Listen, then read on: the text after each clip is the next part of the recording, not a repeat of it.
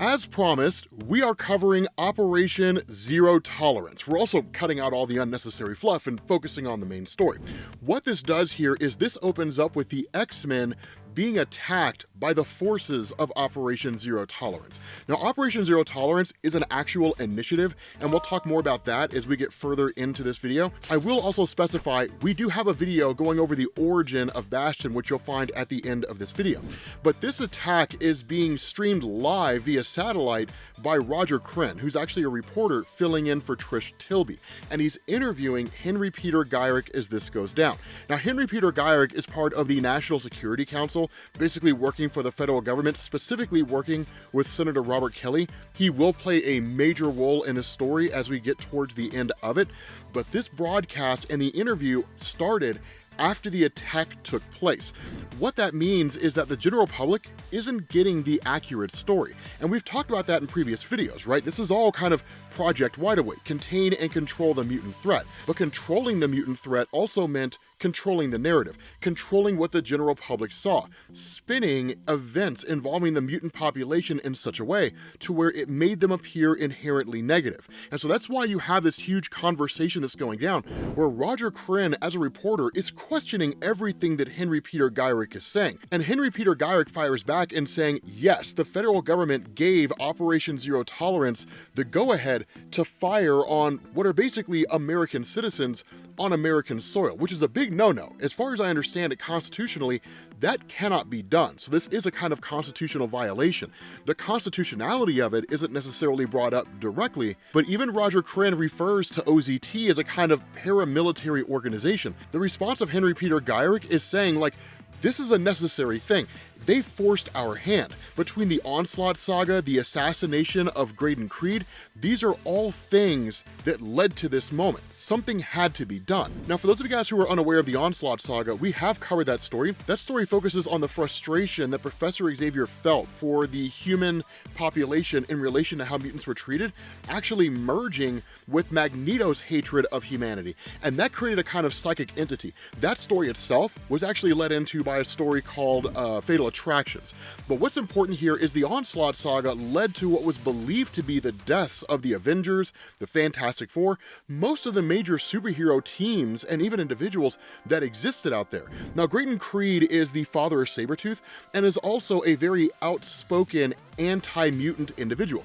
He was running for president and in fact was basically going to win, and then he was assassinated. Now, the whole assassination of Graydon Creed was a false flag operation, more or less an inside job to kind of catapult and force public opinion in a direction that would support Operation Zero Tolerance, but that's what controlling the narrative looks like. And so what you end up getting are basically the arrival of Prime Sentinels. Now, Prime Sentinels are exactly as you saw in X-Men 97. Human beings that have been converted to basically be Sentinels. It is a kind of nanotechnology. There are ways to reverse it, but by and large, once a person becomes a Prime Sentinel, there's usually no bringing them back, right? They're just kind of that way forever. The only real exception to that would be like Karima, right? But that's it. If you don't know who she is, it's not a great big huge deal. But in any event, the attack goes on, the X-Men Blackbird is basically downed, and everybody is essentially captured by the forces of Bastion. This is what I was talking about in the last video that we did, where I talked about how Bastion captured the X-Men with ruthless aggression, and it was precise. But he does this by using their various capabilities against them.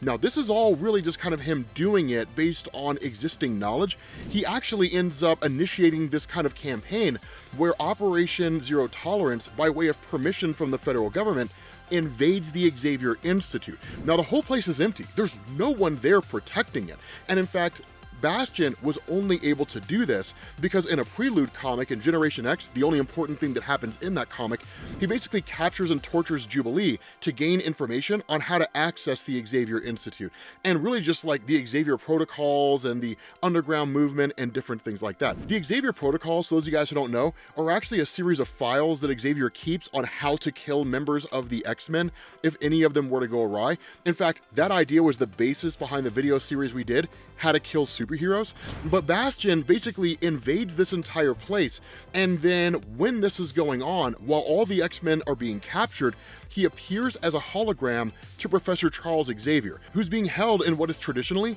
a Hulkbuster base, right? A base designed to keep the Incredible Hulk contained. Now, Xavier's here in the aftermath of the Onslaught Saga, right? You know, being found guilty and all that kind of stuff, so he was deemed a clear and present danger to humanity, has been there ever since, but Bastion showing up as a holographic projection is kind of designed to more or less torment Professor Xavier, right? To show that, one, we're getting a hold of all your plans, right? We've invaded your danger room. There's nothing you can do to stop us. And we're taking all the stuff that you have at your disposal.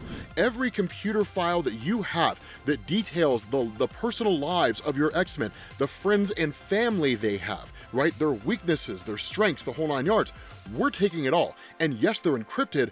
We will find a way to open them up, right? The Xavier protocols, the mutant underground, so those various mutants who are not traditionally part of the X-Men, but whom Xavier has encountered, has basically met, and they chose not to join his group. They just kind of exist out there in the world. The danger room schematics, so the various training protocols that the X-Men undergo, which is crucial information because if you know how they train, you know how to counter their training. You know what kind of fighting they engage in. This is just incredibly important info. And so in this kind of taunting moment, he says, I wanted you to see this, Charles. I wanted you to understand your goal, your crusade, your sacred dream. It's over. The whole thing is donezo. And so what you do here is you pick up with a woman by the name of Cecilia Reyes. I always confuse her with Johanna Cargill. For those of you guys who are aware of the character Frenzy, it's easy to do just based on physical appearance, but Cecilia Reyes is a woman who has the ability to create a kind of force field around herself. It's what's called a passive power. A passive power is one that operates whether the person wants it to or not. So like Wolverine's healing factor is a passive ability. Jean Grey's telepathy is an active ability. She can choose when she wants to use it. So just kind of the nature of differing powers and how they function. But what ends up going on here is that in this hospital, this guy comes in with a massive injury. She tries to treat him as best she can because she's basically a doctor. The guy basically passes at something like 3 o'clock in the morning. And then he wakes up, and that's when you find out he's a Prime Sentinel. He was sent here for the purpose of basically killing Cecilia, because it's like the opening salvo, the first strike. And this is how most of these Prime Sentinels operate, right? Individuals who have been converted. And these are all kinds of people from all walks of life, as you're gonna see over the course of this video. Cops, vagrants who have just been turned because seemingly nobody would realize they were gone, all kinds of stuff. This guy immediately attacks Cecilia. Now, the funny thing about this is that no one knew she was a mutant. It was a secret that she kept. And in fact, that's actually what goes on when you have her being attacked by this guy, and then he's just blown out of nowhere as the whole room freezes up. And the reason why is because Iceman appears on the scene. Now, this is something that I do want to point out with Operation Zero Tolerance.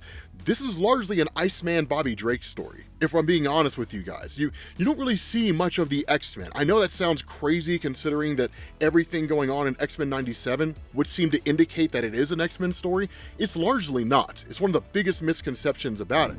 But this guy shows up and essentially rescues Cecilia. Now, she does kind of give us a little bit of her backstory and simply saying that there was a point where her mutant powers manifested. She visited with Charles Xavier, who kind of explained the nature of what it means to be a mutant, how her powers work, and all that kind of stuff after analyzing her and whatnot, and then offered her a spot on the X-Men. She ultimately turned it down and decided she just wanted to go back out there into the world, keep her powers hidden because it seemed like it was fairly easy to do. And she's been doing that ever since, right, for about 3 years or so.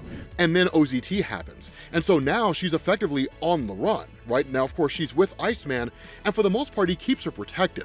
One of the things I do also want to establish here, Iceman is an Omega level mutant, meaning he is a planetary threat. There's seemingly no upper limit to his powers. You're not really going to see a whole lot of that here. And in fact, you don't really see it that often in Marvel Comics at all. But he does have some pretty insane moments. Because once he gets Cecilia to safety, she does kind of have a little bit of a breakdown in the sense that like the life she had is basically over. She's kind of processing everything that's going on. And in reality, she never wanted to be a part of any of this stuff that she referred to as craziness and madness, because her powers manifested kind of around the time of the Onslaught Saga. So with this just psychic entity killing pretty much all the superheroes and trying to seize control of Earth. And had it not been for the Incredible Hulk basically fracturing and like shattering his physical form, everybody would have been killed anyway, that she didn't want to be a part of it, right? She was kind of like, I don't want to be involved in any of this. And so what you get here is, switching back to Professor Xavier, you have Bastion taunting him with the fact that he's captured all of his X-Men. And he goes so far as to just kind of demonstrate what his power is, and saying that his X-Men could be so easily captured. And so what we do here is we kind of sidetrack for a second and focus on the Wolverine solo series, because again, it focuses on his character, but this is really the extent of the X-Men involvement in Operation Zero Tolerance. This shows us exactly how they were captured and how easily it was done. Now, Jubilee is currently being held by Bastion just because of the fact that, you know, she was the one that he used to extract all the information on how to pull all this stuff off, going after the X-Men, and all of them being subdued. It really is just kind of him taunting her a little bit. And it's one of the things that I want you to realize about Bastion. He is very, very, very arrogant. But what you're also going to see over the course of this story is he's not just like some villain, right? Like William Stryker, who thinks it's his mission from God to kill mutants, or, you know, like the Friends of Humanity or the Right or something along those lines. This guy is a real believer, right? This guy genuinely believes he's doing the right thing. Now, again, the motivation for all that goes back into his origin, and we'll talk more about that later in this video. But when the X-Men are brought, it kind of surprises Jubilee that Operation Zero Tolerance was able to take them down so readily and so incredibly easily. But one of the things he does is he talks to Jubilee about what is all going on here, because what you end up realizing is that Jubilee is still being held down in the bunker. Everything she's been seeing is a holographic projection of what was going on the surface. It was real to her, but it wasn't real at all. When the illusion is dropped and she realizes she's just in a room, that Bastion just says, with all the information we got from you, we got all the information we need on how to not just take out the X-Men, but the whole mutant population. And where she kind of lashes out and says like, no, you can't do this kind of thing. You know, the guy like serves up the back of his hand and helps her understand her place in the bigger picture. She's a captor here. There's nothing she can do to possibly engineer any measure of an escape. And so what you get are basically Bastion's henchmen, who are just complete and total morons, because literally Bastion's just like put all these guys in the holding cells, right? And each of these holding cells are designed exclusively for their powers. For example, Jean Grey is put in a holding cell that dampens her psychic abilities, so she can't use her telepathy to like take control of one of the guards and open all the prison cells. Cyclops' prison cell is designed to counter his optic beams, so on and so forth. Wolverine is believed to be dead, and so because he's not showing any vital signs whatsoever, he's basically taken to the furnace. And these guys, being complete and total idiots, are just like, okay, so this guy with a healing factor appears to be dead, so the most logical thing to do here is to remove his restraints and to take him down to the furnace and just leave him there. And so of course, like, Wolverine basically wakes up. Now, it is a little bit of a plot device here, where he goes so far as to say that in essence his body had just kind of gone into a sort of shut down state while his healing factor was working.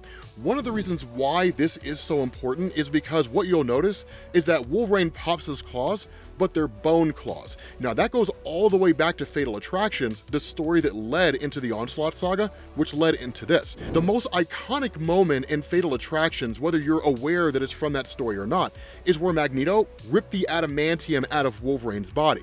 That was the story that revealed that Wolverine's claws were bone, that they were not just a byproduct of adamantium being bonded to his skeleton, and that the claws never existed before then. It was a pretty big revelation at the time, but the effect of that is that his healing factor didn't quite seem to be as capable as it was before, and was a little finicky. So that's why he wasn't like immediately healing from things. It also comes in the aftermath of him kind of going into a feral state, right? Like feral Wolverine with no nose, running around out there in the wilderness. It was kind of weird and wonky. But what he does is he dons a guard costume and then like walks into the guard room where they're interrogating Sam Guthrie, also known as Cannonball. Cannonball's kind of a cool character. He has the ability to sort of like propel himself in a forward direction by basically converting everything from the waist down into pure energy. Yes, I know how that sounds. Hey ladies, I'm Sam Guthrie. I got pure energy in my pants, right? I mean, I know it sounds weird. I didn't mean for it to come off that way, but that's literally his power, right? And he's incredibly capable. This guy can like plow through all kinds of just like hard surfaces. I'm really digging a deeper hole here, and I'm really not doing any service. So, continuing on, Wolverine basically ends up freeing Sam Guthrie, and after taking out a few of the cameras, one of the guards chimes into Bastion and saying like, hey man, these cameras have been taken down. Something's going on here, right? Accessing one of the hidden cameras, they see like all these guards have been taken out. That's when Bastion realizes the X-Men are making an escape. Following that, Wolverine breaks everybody out, wakes them all up, and then like Bastion and a few of his guys make their way through the hallway and they come across a few guards. Bastion says, "At ease, trooper, we have reason to believe that the mutant escapees have procured body armor and weapons. They may be disguised as security troopers. You have an open clearance to fire on any trooper, weapons set to stun, who cannot supply the proper password," which is 9th circle, right? They're like, cool, right? These guys, Bastion and his forces, get into an elevator. Now, of course, we know it's like the X-Men. Jean Grey using her psychic abilities to trick the prison guards. So when you have another set of guards who show up, they offer the password, and the password they give is 7th circle. Then it's like, it's the wrong password. They're the intruders. Fire! And basically the X-Men force the guards to turn on each other. Now, of course, Bastion figures it out quite readily and just tells them, like, you guys have all been duped, right? And so while the X-Men are making their way to the surface, Storm's still dealing with her claustrophobia. It's a major part of her character. It has been for quite some time. Really, the biggest way and the easiest way to incapacitate Storm is to put her into a confined space. And so, of course, Wolverine, being ever the gentleman that he is comforting her as best he can, which he should, because even though she's a comic book character, Storm was hot, son. And then, of course, you have Jean Grey and Cyclops who are comforting each other, and poor Sam Guthrie, this poor guy, sitting in the corner by himself. He doesn't have a warm body to keep him comfortable, right, to ease the suffering of almost having been taken prisoner and exterminated. But of course, the X-Men basically make their escape, and they get out to the surface. Now again, their story follows its own story arc, but they don't really encounter Bastion again. Right, they don't really meet him anymore. They're just kind of out there doing their thing. If you guys are really interested, I can cover that, but it's not a super important thing. In fact, the only real thing that happens after this is they end up encountering just a giant security door that they can't quite seem to get through. And with Bastion's guards closing in on all sides, Jubilee makes this daring maneuver where she just like headbutts the button that opens the door, and it allows the X-Men to make an escape. And like, that's essentially it. This is why I say it's mostly an Iceman story. And so speaking of that, you pick back up with Iceman and Cecilia Reyes as they're just kind of making their way, trying to figure out exactly where they're gonna go. Now, Cecilia, again, doesn't really want to have a whole lot to do with this madness, so for the most part, she really just kind of wants to distance herself from Iceman. But both of them are being observed by Marrow. Now, Marrow is a Morlock, meaning she's a mutant whose abilities create a kind of physical disformity, and so she can't really walk around the surface world without people looking at her and saying, you're obviously a mutant, and being a very easy target by anti-mutant groups. Most mutants that have a physical deformity stay underground in the sewers of New York. Obvious exceptions to that are characters like Beast of the X-Men, right? I mean, he's been on the Avengers and all that kind of stuff. A lot of it's just because his role in Marvel Comics transcends just being a mutant. He's a scientific genius. He's really sought after by multiple people. Even human scientists call for his aid sometimes. But what you end up having is Cecilia and Iceman, who go to the apartment of Angel, Warren Worthington, a member of the X-Men, or at least was at one point in time, and is also a very close friend of Iceman. Now, of course, when they get in there, they're basically met by a girl named Angie Quayle, who's essentially house-sitting for, Warren Worthington, and that's more or less it. But what ends up happening is they realize that when Iceman's powers start acting finicky, which is to say, like, he's basically getting very, very warm, he reverts back to his human form unintentionally, that in effect, his powers are being neutralized, that of course, Angie Quayle is a Prime Sentinel. And this is one of the things that made the Prime Sentinels so incredibly dangerous. You didn't know if the person you were talking to was a regular human or a Sentinel trying to kill you. Now, for all the tie-ins that Operation Zero Tolerance had, in reality, it kind of missed the mark on making that a very interesting and intriguing part of the story. It was okay, but because a lot of the other comics were just written so poorly, it just didn't really seem to matter all that much and very much flew under the radar. But in the midst of all that, you basically have Iceman and Cecilia, who are rescued or at least assisted by a woman by the name of Charlotte Jones. Now, Charlotte Jones is effectively a cop, a detective that works alongside the X-Men. That's one of the things that I do want to point out between the X-Men comics as they used to be depicted back in like the 70s, 80s, and the 90s, as opposed to now. In the modern era, X-Men comics are largely self-contained, outside of whatever crossover event they may have with like the Avengers or the Fantastic Four. They largely focus on themselves. There's no real feeling that the X-Men are part of a much bigger community, whereas in the 80s and 90s, a lot of older fans will tell you, you got that feeling a lot. Because like they were working with police officers, or Senator Robert Kelly would show up like every 20 issues or something along those lines. So again, Charlotte Jones is of course told by one of her superiors, head out for the night, we'll keep these guys safe, right? We'll make sure that everything's copacetic, that kind of thing. But then you end up finding out all the guards that sent her back, or at least all the cops that sent her back, are Prime Sentinels. And really, Iceman seems to pick up on that quite readily. And so once these Prime Sentinels make their move and go to attack Iceman with the intention of taking him out, this coincides with power being taken down to the police precinct. Now, of course, that was done by way of Marrow, because Marrow is on the scene here. She's got a grudge against Bastion because Bastion injured Callisto, the leader of the Morlocks, and somebody very close to Marrow. And at the same time, it's also just Bastion hunting down the mutant population. Now, one of the things that I want to talk about here is the nature of Marrow. Marrow does not care, right? Marrow will kill whoever, right? This woman's moral compass is ambiguous at best, right? Like, there are people who help her out, and then there are people who die, and that's it. I will say, I loved her character way back in the day. Like, she was one of the coolest characters that Marvel ever had. But of course, Charlotte Jones kind of arrives back on the scene believing that something seemed a little off when everybody was telling her that she should leave, especially when like mutants were being hunted down in that way.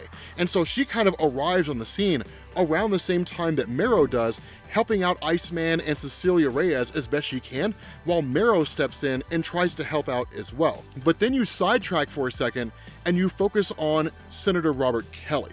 Now, one of the things that is not directly explained here, but is actually explained later on in a Machine Man storyline, is that Operation Zero Tolerance was signed off on by Senator Robert Kelly. And Senator Robert Kelly did this for a couple different reasons. Number one, he has staunchly been anti-mutant for quite some time. But two, in Uncanny X-Men issue number 246, his wife was killed, right? In a whole like mutant fiasco situation. And so it really just kind of entrenched him further in his ideologies, and like so many other anti-mutant groups out there, saw mutants as a clear and present danger, a credible threat.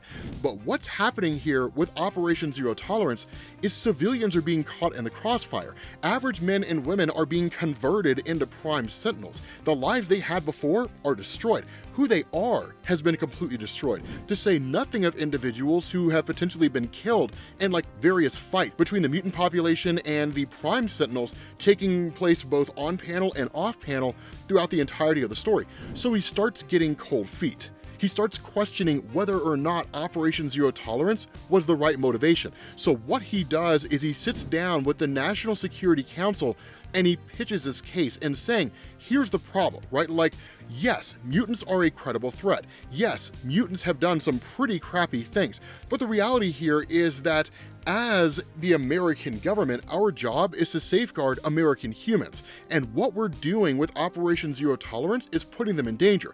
In effect, the cure is worse than the disease. And so we have to end this. We have to shut this down. Now that becomes kind of a significant plot point later on as we kind of circle back around to that. But what you end up getting here is Iceman working alongside Cecilia Reyes as well as Charlotte Jones to try to like engineer their escape from the precinct and all these different Prime Sentinels. But what happens is they're suddenly met by the arrival of a superhero named Sabra.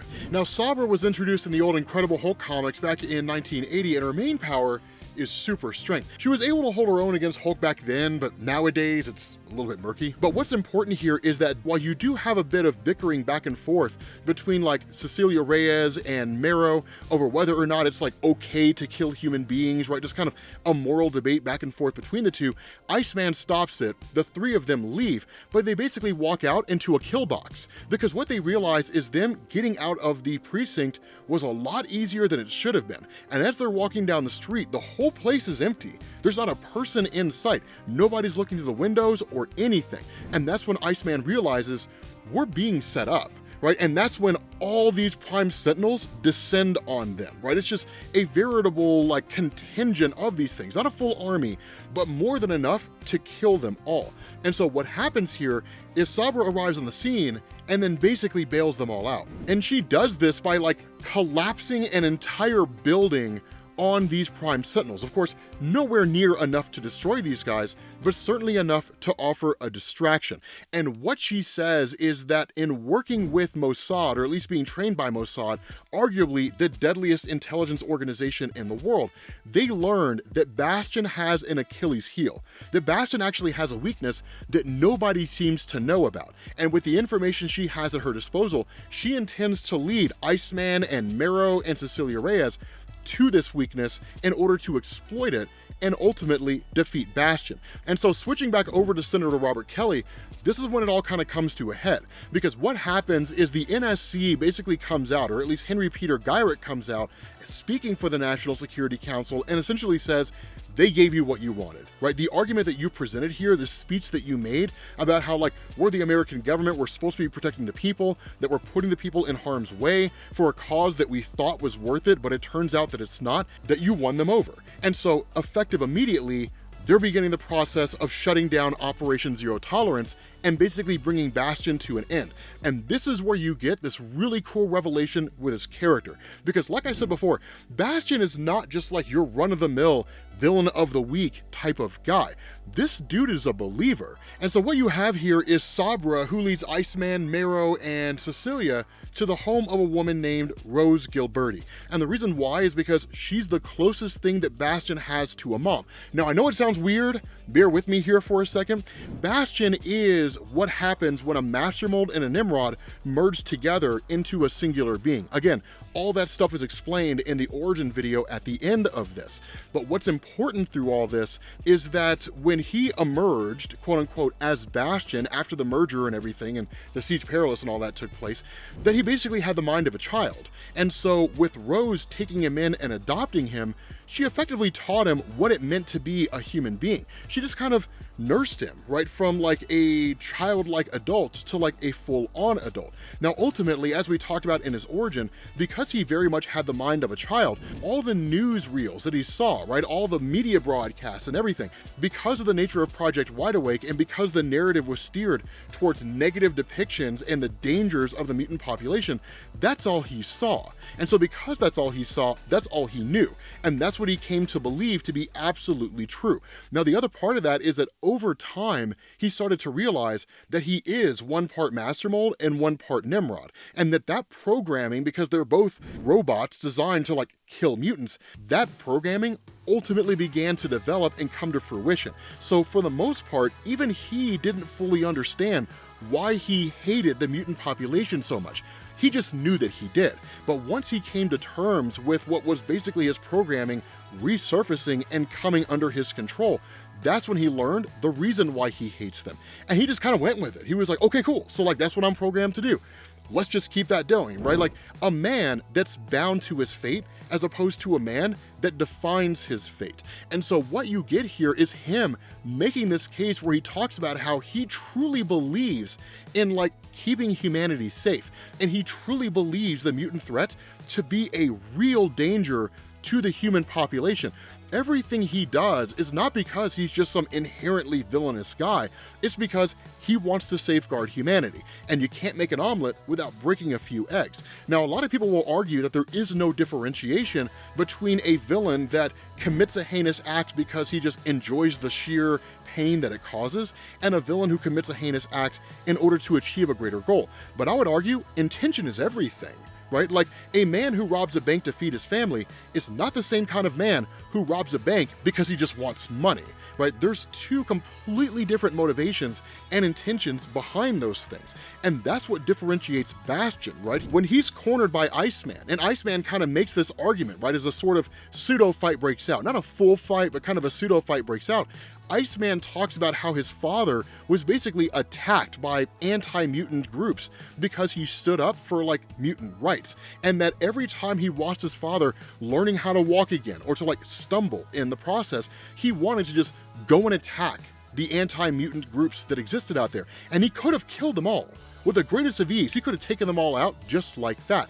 But what he learned in watching his father is that there are some things more important than petty revenge. The lesson he learned from his dad is to become better. His father could have just sat down and just said, yep, I got beat up and this is just my fate now, and so I'm just never gonna do anything to try to make it better. If he had done that, he would have just been a Redditor, right? But he wanted to improve his life. Right? Instead of being a Redditor, he wanted to, like, make his life better. He wanted to improve it. He wanted to do something to get away from the situation that he was in. And so in working on himself and building himself up, that's where Bobby Drake really started to gain the lesson of the significance of the idea that it's not about the cards that get dealt to you, it's what you make of them. Does it sound cliche?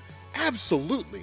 But it doesn't mean that it's not true. And that's what he tells Bastion. You are a man that is bound by your fate. You are a man that was dealt a set of cards. And instead of just, like, playing those cards to the best of your ability, you accept them as an absolute truth, and you just go with it. And so in all of this talk that you have about how important humanity is to you and how you want to safeguard humanity, you're protecting humanity from the threat of the mutant population, this extreme black and white philosophy that change is inherently bad, because in order for one thing to change, another thing has to be destroyed, as if two things cannot coexist at the same time, right? Like, two things cannot be true at once.